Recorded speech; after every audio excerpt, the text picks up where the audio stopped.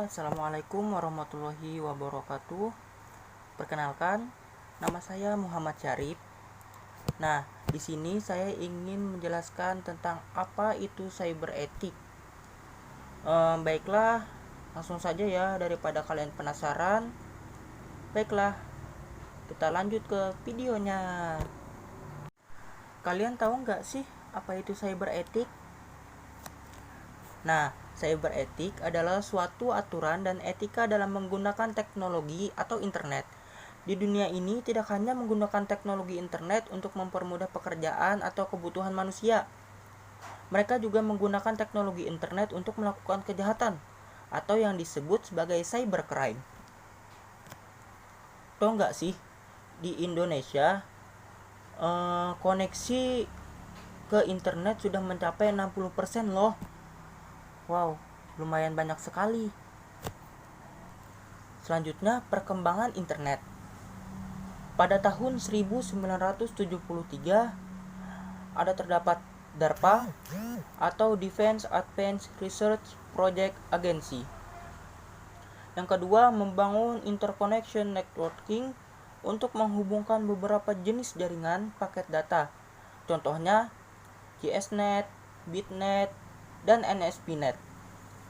Dan yang ketiga yaitu menghubungkan 40 titik jaringan menggunakan FTP, email, dan telnet. Selanjutnya pada tahun 1984 sampai 1987 yaitu ada jumlah host jaringan internet lebih dari 1000 titik. Yang kedua yaitu DNS atau Domain Name System sebagai standarisasi domain. Dan yang ketiga yaitu pada tahun 1987 terus berkembang hingga lebih dari 10.000 titik jaringan. Wow, 10.000 loh. Selanjutnya yaitu pada tahun 1990 ada WWW atau World Wide Web. Selanjutnya yaitu WISE, Wide Area Information Service. Dan ada GOPER. Selanjutnya yang kedua yaitu VoIP atau Voice over Internet Protocol. Tahu nggak sih kalian, kenapa sih internet sangat signifikan bagi aspek kehidupan? Nah, di sini saya akan jelaskan, yaitu alasannya adalah yang pertama, informasi pada internet bisa diakses 24 jam dalam sehari. Yang kedua, biaya murah dan bahkan gratis. Terus yang ketiga, kemudahan akses informasi dan melakukan transaksi. Yang keempat, kemudahan membangun relasi dengan pelanggan. Yang kelima, materi dapat diperbaharui atau diupdate dengan mudah. Dan yang terakhir, pengguna internet telah merambah ke seluruh penjuru. Pantas saja sih kan, kita setiap hari selalu menggunakan internet 24 jam. Internet selalu ada untuk kita. Dan juga ingat loh, internet ada dampak positif dan negatifnya. Jadi kita harus menggunakan dampak positifnya saja. Nah, selanjutnya kita beralih lagi ke cyberspace. Apa sih itu cyberspace? Nah, cyberspace bisa juga disebut sebagai dunia maya. Bukan dunia maya ya, dunia maya. Nah, Dyson pada tahun 1994 menjelaskan bahwa cyberspace merupakan suatu ekosistem bioelektronik di semua tempat yang memiliki telepon, kabel koaksial, fiber optik, atau gelombang elektromagnetik. Selanjutnya, dunia maya juga memiliki karakteristik menurut Dyson 1994. Apa saja sih karakteristiknya? Yaitu yang pertama, beroperasi secara virtual atau maya. Yang kedua, dunia cyber selalu berubah dengan cepat. Yang ketiga, dunia maya tidak mengenal batas-batas teritorial.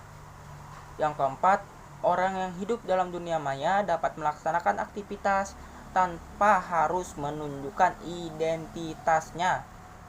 Terus yang kelima, informasi di dalamnya bersifat publik.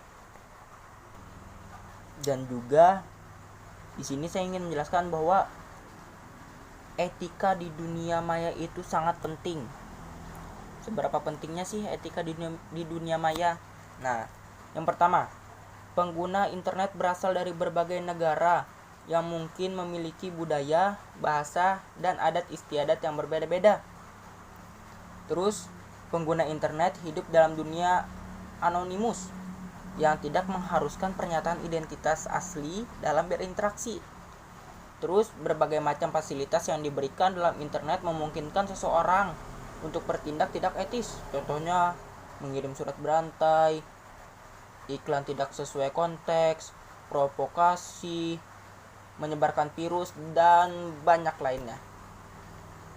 Terus yang terakhir yaitu harus diperhatikan bahwa pengguna internet akan selalu bertambah setiap saat dan memungkinkan masuknya penghuni baru. Nah, jadi ingat, etika itu sangat penting. Bukan hanya etika kepada orang lain loh. Di dunia maya, di internet itu kita juga perlu etika, bukan di real life saja. Selanjutnya yaitu netiquette. Nah, netiquette atau netiquette adalah etika dalam berkomunikasi menggunakan internet. Netiquette yang paling sering digunakan mengacu kepada standar netiquette IETF, yaitu The Internet Engineering Task Force. Nah, netiquette itu ada 3, yaitu ada netiquette pada one-to-one communication, one-to-many communication, dan information service. Nah, di sini saya menjelaskan contohnya saja ya.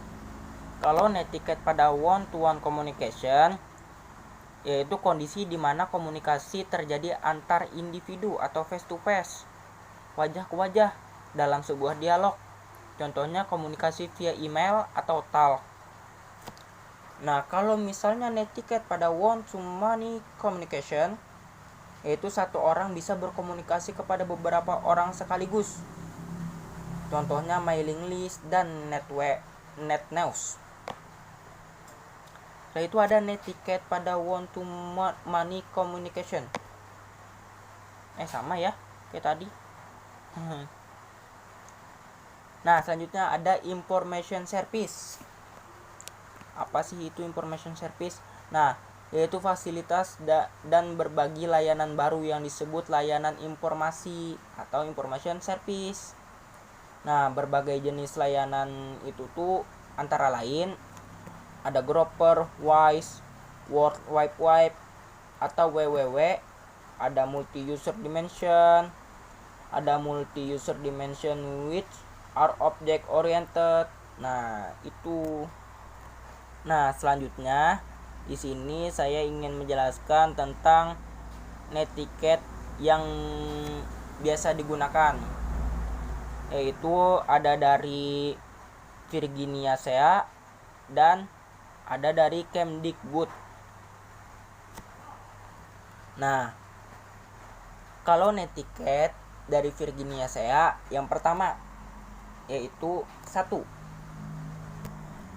Ingatlah keberadaan orang lain. 2. Taat kepada standar perilaku online yang sama kita jalani dalam kehidupan nyata. 3. Berpikir lebih dulu sebelum berkomentar. Yang keempat, hormati waktu dan bandwidth orang lain. Yang kelima, gunakan bahasa yang sopan dan santun. Jangan toksik. Yang keenam, bagilah ilmu dan keahlian. Yang ketujuh, menjadi pembawa damai dalam diskusi yang sehat. Yang kedelapan, hormati privasi orang lain. Yang kesembilan, jangan menyalahgunakan kekuasaan. Dan yang kesepuluh, maafkan jika orang lain membuat kesalahan. Gitu. Terus, kalau netiquette dari Kemdikbud, yaitu ada 8 etika bermedia sosial.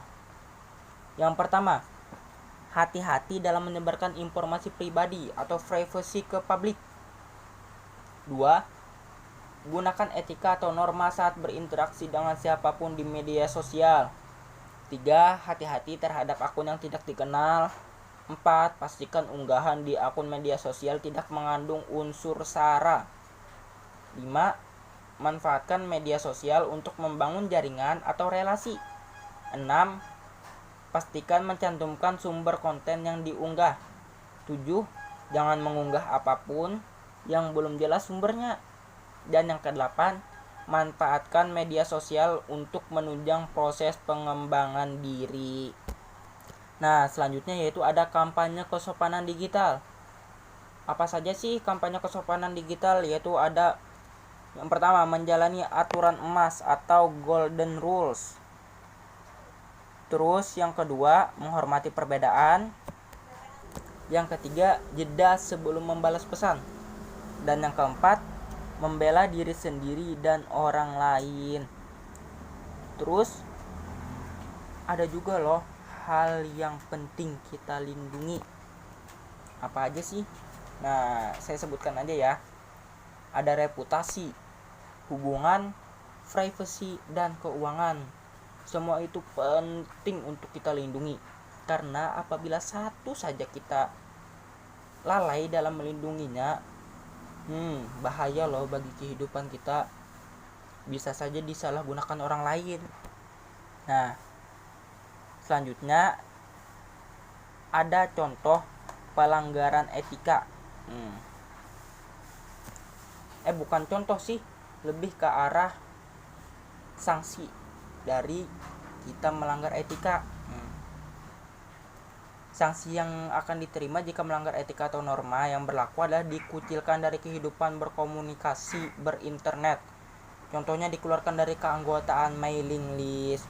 Baiklah, seperti itulah video dari saya. Sekian, apabila ada kesalahan. Wassalamualaikum warahmatullahi wabarakatuh. Bye bye.